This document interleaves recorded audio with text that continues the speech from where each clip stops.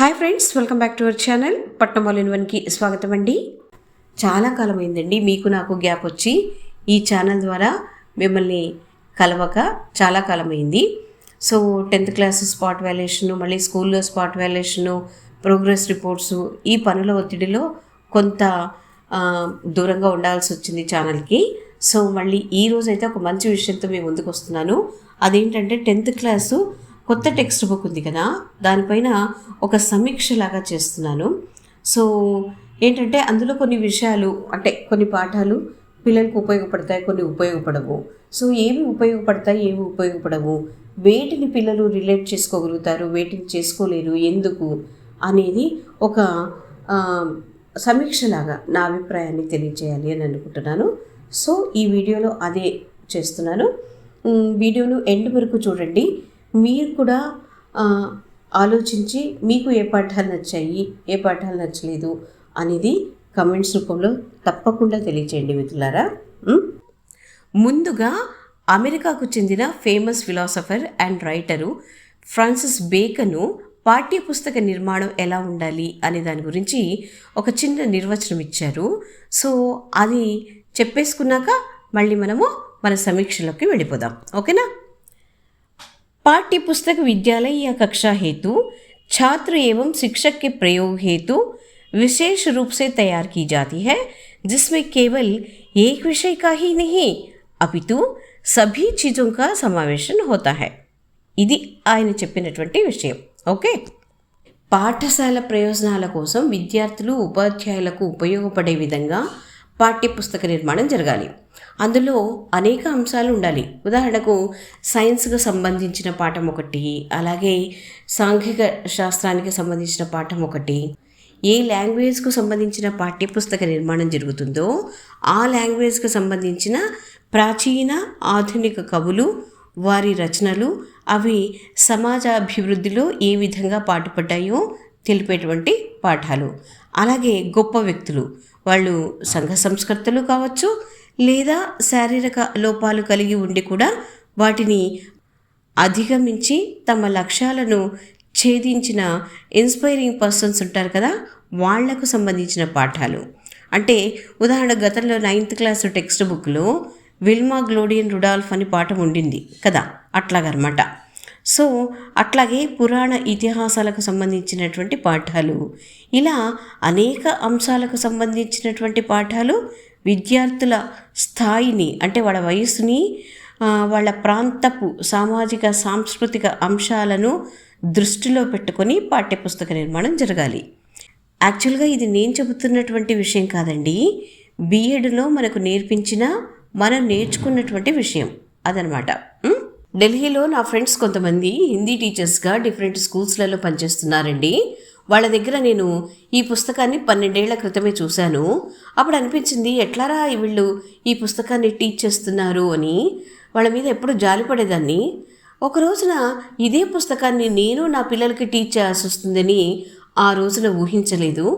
చూడండి, విధి బలీయమైనది అంటే ఇదే కదా, అంతేనా? అంతే. సో ముందుగా పద్యభాగాన్ని చూసినట్టయితే ఫస్ట్ పాఠం మనకు సాంఖ్యాన్ని ఇచ్చారు. అది కబీర్ది. 8 దోహేలు ఉన్నాయి, అన్నీ కూడా అద్భుతంగా ఉన్నాయి.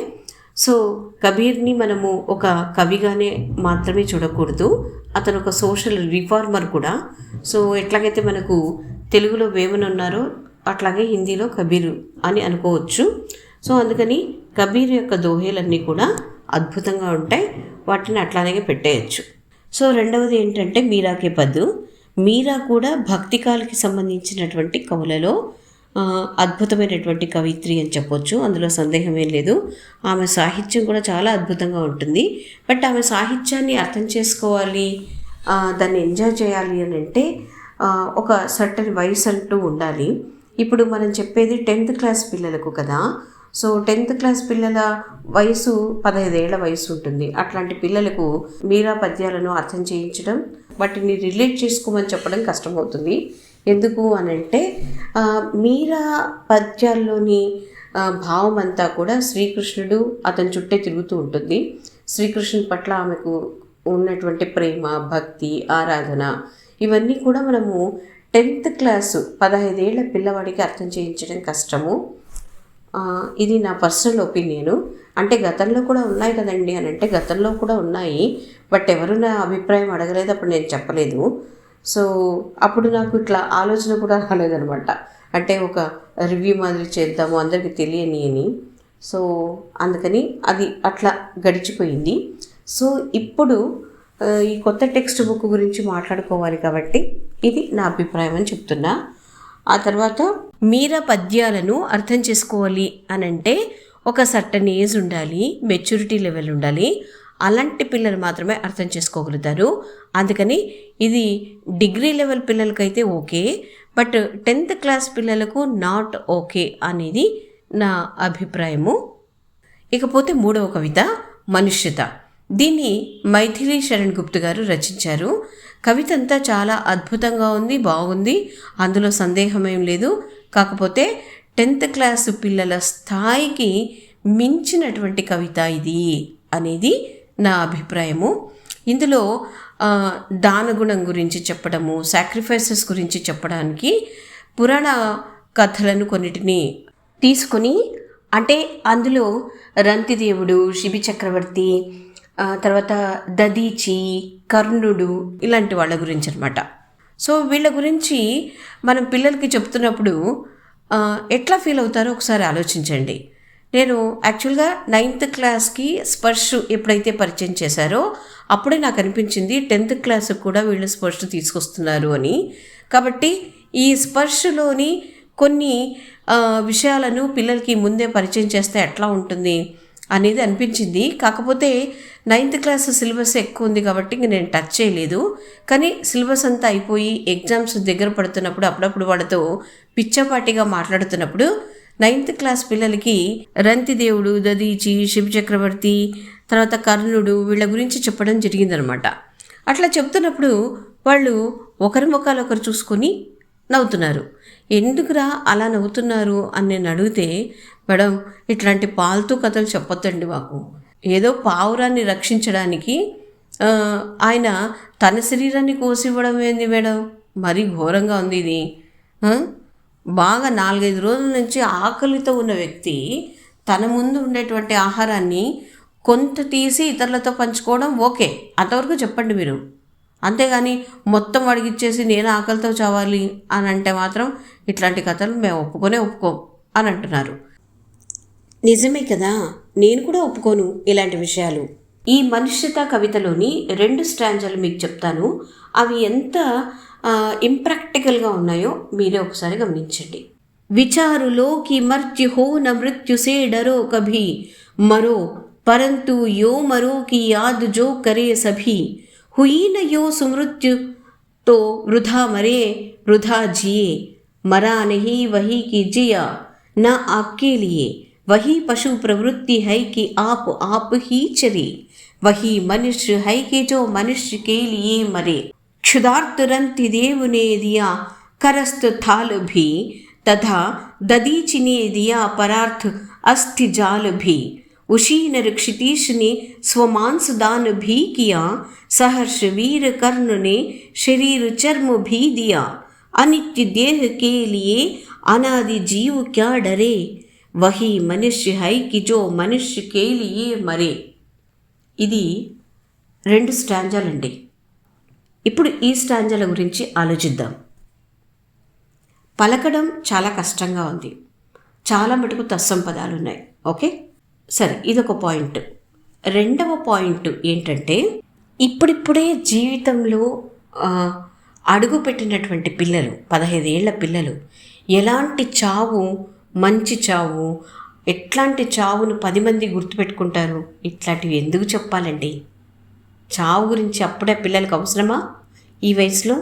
ఎట్లాంటి చావు, మంచి చావు, ఎట్లాంటి బ్రతుకు, మంచి బ్రతుకు, ఏంటిది? What is this non sense? చిన్నపిల్లలకి నో, అబ్సల్యూట్లీ నాన్ సెన్స్. ఇంకా రంతిదేవు, ఈయన ఒక గొప్ప రాజు, ఉన్నదంతా దానం చేసేసాడు, రోడ్డున పడ్డాడు భార్య పిల్లలతో సహా. ఓకే, సో ఈ మనిషి కొన్ని రోజులుగా అన్నపానీయాలు లేకుండగా ఆకలితో అలమటిస్తూ ఉన్నాడు. ఒక రోజున ఇతనికి కొంత ఆహారం దొరికింది. సరే భార్య పిల్లలకు పెట్టేశాడు, తన భాగం తింటూ ఉన్నాడు. ఈ లోపల ఎవరో వచ్చారు. సో కొంత షేర్ చేసుకున్నాడు. అతను కూడా ఆకలికి ఉన్నవాడే కాబట్టి ఉన్న దాంట్లో పంచుకోవడం కరెక్ట్. ఆ విషయం అంతవరకు చెప్పొచ్చు. కానీ ఇంకొకరు వచ్చారు, మంచినీళ్లతో సహా అందరికీ ఇచ్చేశాడు. తనకంటూ ఏమీ మిగుల్చుకోలేదు. ఓకే, తను చచ్చాడు. భార్య పిల్లల కథ ఏంటి? వాళ్ళు ఎలా బతకాలి? ఓకే, సో అంటే తనకు ఉన్నదంతా ఇచ్చేసి తను చస్తే తన మీద ఆధారపడినటువంటి కుటుంబం ఏమైపోవాలి? ఇట్లాంటి పాఠాలు మనం పిల్లలకు చెప్పాలా? ఉన్న దాంట్లో కొంత షేర్ చేసుకోరా అని పిల్లలకు చెప్పడం ఒకటి, కానీ ఉన్నదంతా ఇచ్చేసి ఇతరులకు నీవు మాత్రం రోడ్డున పడు, నీవు చచ్చినా పర్వాలేదు కానీ ఇతరులకు మనము బ్రతికించాలి అని ఈ మాటలు మనం చెప్తున్నాం కదా, ఇది మనం ఆచరణలో పెట్టగలుగుతామా? మన దగ్గర ఉన్నదంతా ఇచ్చేసి మనం రోడ్డున పడి మన కుటుంబాన్ని కూడా రోడ్డుకి ఈడ్చేసి సో మనం చచ్చినా పర్వాలేదు ఇతరులకు సాయం చేద్దాం అని మనం అనుకుంటామా? మనము ఈ విధమైనటువంటి జీవితాన్ని ఆచరిస్తామా? ఆచరించలేము. ప్రతి ఒక్కరు కూడా అంటే మనుష్యత అనేది ఎవరైతే సపోర్ట్ చేస్తున్నారో వాళ్ళందరికీ నేను చెప్తున్నది ఏంటంటే ఈ విధమైనటువంటి జీవితాన్ని మీరు ఆచరించగలుగుతారా? ఇందులోనే దదీచి ఉన్నాడు, దేవతలను కాపాడాలి. ఓకే, వాళ్లకు ఉపయోగపడేటువంటి తన వెన్నెముక ఇవ్వాలి. అందుకని తను కాలిపోయి తన వెన్నెముకను వాళ్లకు దానంగా ఇచ్చేశాడు. సో నా వెన్నెముకను తీసేసుకొని మిమ్మల్ని మీరు రక్షించుకోండి. ఏంటిది? అంటే ఇతరుల కోసం మనం చచ్చిపోవడానికి రెడీనా? భగవంతుడు మనల్ని తీసుకుని వెళ్ళిపోతే మనము మన శరీర భాగాలను ఇతరులకు దానం చేయొచ్చు, అంత మాత్రమే. ఓకే, అంతేకాని మనము బ్రతికుంటంగానే ఇతరుల కోసం చావడానికి సిద్ధపడతామా మనము? ఇది ఆచరణ యోగ్యంగా ఉందా? ఇది మనం చేయగలుగుతామా? మూడవది శిబి చక్రవర్తి పావురానికి ఇచ్చిన మాట కోసం, అంటే నిన్ను రక్షిస్తాను అని పావురానికి ఇచ్చిన మాట కోసం తన మాంసాన్ని కూడా కోసిచ్చాడంట. మనము మన బంధువులో మన మిత్రులో ఎవరో కష్టాల్లో ఉన్నారు, లేదా అనారోగ్యం పాలైనారు, వాళ్ళకు ఒక కిడ్నీ చెడిపోయింది, మన శరీరంలోని ఒక కిడ్నీ మనం ఇవ్వగలుగుతామా? చెప్పండి. మనకు 2 కిడ్నీలు బాగా పనిచేస్తున్నాయి, అయినా ఒక కిడ్నీని మనం ఇవ్వగలుగుతామా? మనకుండేది ఒకే గుండె, ఆ గుండెను ఇతరులకు ఇవ్వగలుగుతామా? ఇప్పుడు శివ చక్రవర్తి చేసింది కూడా అదే కదా. తనకుంటేది ఒకటే శరీరం, ఆ శరీరంలోని భాగాలను కోసుకుంటూ తక్కెళ్ళలో వేసుకుంటూ వెళ్ళాడు ఆయన. సో ఈ పాఠం నేను చెప్తున్నప్పుడు పిల్లలు నా నుంచి కూడా మీరు అలా చేస్తారా మేడం అని ఒక క్వశ్చన్ వేశారనుకోండి, నో అంటాను. మరి ఆచరణకు సాధ్యం కానటువంటి విషయాలు, నేనే ఆచరించలేని విషయాలు నా పిల్లలకి ఎలా చెప్పాలి నేను? ఇది నాణ్యానికి ఒకవైపు మాత్రమే. రెండో వైపు చూద్దాం. ఇంట్లో పేరెంట్స్ ఎప్పుడైనా స్కూల్కు వచ్చి టీచర్స్ని వేసేటువంటి ఫస్ట్ క్వశ్చన్ ఏంటి? మా పిల్లవాడు ఎలా చదువుతున్నాడు, మా అమ్మాయి ఎలా చదువుతుంది, మార్కులు ఎలా వస్తున్నాయి, మార్కులు తగ్గాయి, ఏంటి కారణం? అంతే. మా పిల్లవాడు ఆడపిల్లల పట్ల ఎలాంటి ప్రవర్తన కలిగి ఉన్నాడు, పెద్దవాళ్ల పట్ల ఎలాంటి ప్రవర్తనను కలిగి ఉన్నాడు, చిన్నపిల్లల పట్ల ఎట్లాంటి బిహేవియర్ ఉంది వాడిది, ఇది ఏమీ అడగరు. వాడికి మార్కులు తక్కువ వచ్చాయి, ఎందుకు తక్కువ వచ్చాయి, అంతే. మార్కులు ఒకటే అడిగేది. ఓకే, ఇంటికి వచ్చాక మార్కులు తక్కువైనందుకు వాడికి క్లాస్ పీకడం. ఈ మధ్య నీకు లేనిపోని స్నేహాలు, కొత్త స్నేహాలు ఎక్కువైపోతున్నాయి, తగ్గించుకో, చదువు మీద ఫోకస్ చేయి, ఇదొకటే నీకు తిండి పెట్టేది. దీనికి తోడు ఇంటికి ఎవరైనా పెద్దవాళ్ళు వచ్చారనుకోండి, అంటే నానమ్మను, తాతయ్యను, పెదనాన్నను, అత్తను, మామను, వాళ్లతో గడపాలి అనుకుంటాడు పిల్లవాడు. నో, స్కూల్కి వెళ్ళు. స్కూల్ ఎగరగొట్టడానికి ఎలాంటి పరిస్థితుల్లో వీల్లేదు. వాళ్ళు సాయంత్రం కూడా ఉంటారు, సాయంత్రం గడపచ్చు వాళ్ళతో. ఏంటి గడిపేది వాడు? పొద్దునంతా స్కూలు, సాయంత్రం ట్యూషను, ఇంటికి రాగానే హోంవర్క్, అయిపోయింది వాడి పరిస్థితి. తినంగానే మంచం ఎక్కేస్తాడు. ఇంకా వాడు గడిపేది ఎప్పుడు పెద్దవాళ్లతో? అంటే అందరి పేరెంట్స్ అట్లా ఉంటారా అంటే నో, నేను అందరి గురించి చెప్పట్లేదు, కొంతమంది అట్లా ఉన్నారు, అది వాస్తవము అని చెప్తున్నా, అంతే. ఇంట్లో మాత్రము మానవ సంబంధాలు మానవ సంబంధాలకి ఇవ్వవలసినటువంటి ఇంపార్టెన్స్ వీటి గురించి ఏమీ ఉండదు. కానీ స్కూళ్ళల్లో మాత్రం మానవీయ విలువలు, మానవ సంబంధాలు వీటి గురించి మాత్రం చెప్తూ ఉండాలి. అప్పుడు ఈ 2 దారులను, అంటే ఈ 2 అభిప్రాయాలను పిల్లవాడు ఎలా కోఆర్డినేట్ చేసుకుంటారో చూడండి. సో అది మనం ఆలోచించాల్సినటువంటి అంశము. అయితే మరి మీరు మానవ సంబంధాల గురించి, నైతిక విలువల గురించి అసలు స్టూడెంట్స్కి చెప్పాల్సిన అవసరం లేదా అని అంటే నో, నేను అలా అనడం లేదు, అలా చెప్పడం లేదు. నేను ఉండాలి. అయితే మరి 2 ఎక్స్ట్రీమ్స్లో వద్దు, అంటే ఇంప్రాక్టికల్ విషయాలు వద్దు. ఉదాహరణకి ఇందాక చెప్పినట్టు రంతిదేవుడు, శివ చక్రవర్తి ఇట్లాంటివి వద్దబ్బా, వద్దు. టూ మచ్ ఉండకూడదు ఏది కూడా, అంటే ఇంప్రాక్టికల్గా ఉండకూడదు, అలాంటివి చెప్పకూడదు. సో ఇదంతా దేవుడు పెట్టినటువంటి పరీక్ష, ఇట్లంతా చెప్పొద్దండి. ఎందుకంటే ఈ కాలం దేవుడు పరీక్ష పెడుతున్నాడు, ఇలాంటివి ఎవరు నమ్మరు, ముఖ్యంగా పిల్లలు, ఈ జనరేషన్ పిల్లలు. కాబట్టి వద్దు అనేది నా అభిప్రాయం, అంతే. ఇట్లాంటి 2 ఎక్స్ట్రీమ్స్ కండిషన్స్లలో, అంటే ఇంట్లో ఒకలాగా ఉంటుంది, స్కూల్లో ఒకలాగా ఉంటుంది. ఇంట్లో చెప్పేటువంటి విషయాలకు, స్కూల్లో చెప్పేటువంటి విషయాలకు పొంతనే ఉండదు. సో ఇట్లాంటి 2 ఎక్స్ట్రీమ్స్ కండిషన్స్లలో పిల్లవాడిని, 15 ఏళ్ల పిల్లవాడిని ఉంచడం మంచిది కాదు అన్నది నా అభిప్రాయం. ఒకసారి నేను ఒక క్లాస్లో అతివాదులు, మితవాదులు, తర్వాత విప్లవకారులు వీళ్ళ గురించి చెప్తున్నప్పుడు, అట్లాగే అహింసావాదం గురించి చెప్తున్నప్పుడు, గాంధీజీ ఒక చెంపను కొడితే ఇంకొక చెంప చూపించారా అని అంటే మీరు అట్లాగే చూపిస్తారా అని ఒకటి నన్ను క్వశ్చన్ అడిగాడు. నేనేం చెప్పాలి ఇప్పుడు చెప్పండి? సో పిల్లలు చాలా చాలా క్రియేటివిటీ, పిల్లల్లో చాలా చాలా క్వశ్చన్స్ వేసేటువంటి తత్వము పెరిగిపోతుంది.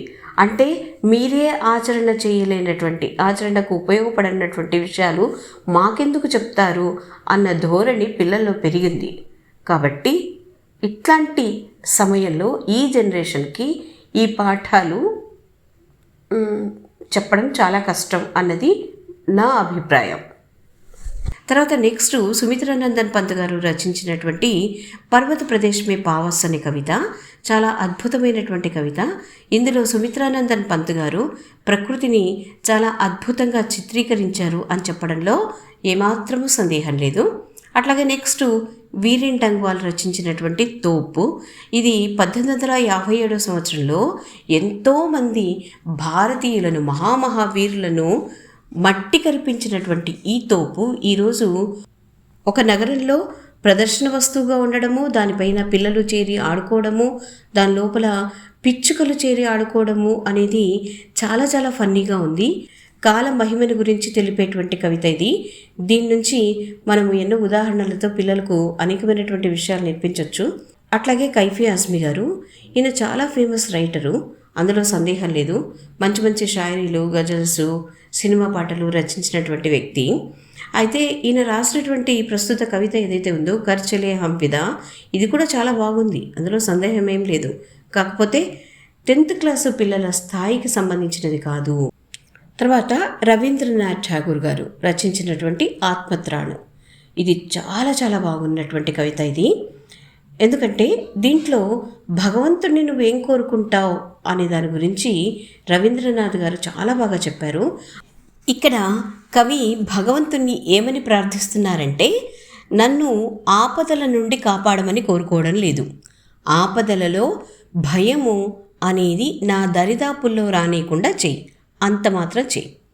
నాకు కష్టాలు దుఃఖాలు కలిగించవద్దని నిన్ను కోరుకోవడం లేదు, నా కష్టాలలో దుఃఖాలలో వేరే వాళ్ళు నాకు సాయం అందించేలా చెయ్యి అని కూడా నిన్ను కోరుకోను. కానీ ఆ కష్టాలను దుఃఖాలను జయించే ఆత్మబలాన్ని మాత్రం నాకు ఇవ్వు, నాకు లాభాలను మాత్రమే ఇవ్వు, నష్టాలను ఇవ్వకు అని నిన్ను కోరుకోవడం లేదు. నష్టాలలో కూడా నా మనశ్శాంతి దూరం కాకుండా చెయ్యి అని మాత్రమే నిన్ను కోరుకుంటున్నా భగవంతుడా అని కవి భగవంతుణ్ణి ప్రార్థిస్తున్నారు. ఎంత మంచి కవిత కదా, అద్భుతమైనటువంటి కవిత. దీని ద్వారా పిల్లలకు అనేక మంచి విషయాలు మనం చెప్పొచ్చు. అది ఎలా అన్నది దీనికి సంబంధించినటువంటి వీడియో చేసినప్పుడు అందులో చెప్తాను. సో ఈ రోజుకైతే పద్యభాగకి సంబంధించినటువంటి సమీక్ష ఇంతేనండి. నెక్స్ట్ వీడియోలో గద్యభాగకి సంబంధించినటువంటి సమీక్షతో మీ ముందుకు వస్తాను. అంతవరకు సెలవు. నమస్తే.